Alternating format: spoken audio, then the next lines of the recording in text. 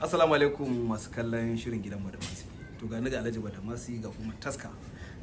Kuma muna murna da sanar da ku wannan fim ɗin da kuke jaddadawa ko kuma san ku kalla.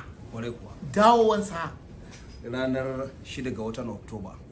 Wannan wata da zai riske mu kenan insha Allah. Insha Allah wannan lokacin akwai nishadantarwa, akwai darussa na hakkin iyaye ga 'ya'yansu, hakkin 'ya'ya akan iyayensu, kuma akwai darussa akan amana, zumunci da kuma uwa uba ban dariya wanda ita sai mutane suke bukata. Kar ku bari a ba ku labari domin na san kowa na jira. Gidan Badamasi kashi na 5 yana nan zuwa. Muna godiya da bibiya da kauna da ake nuna mana. Allah ya saka da alheri. Sai mun haɗu ranar 6 ga Oktoba. Allah ya saka muku da alheri. Ranar Alhamis da karfe 8 na dare a tashar Arewa 24 da kuma maimaici ranar Juma'a a karfe 9 na safe. Ka kuma wanda suke so su ci gaba da kallo za su iya bin mu a YouTube channel din mu mai suna Dorayi Film TV. Yawa, Dorayi Film. Aje a kalla. Yawa.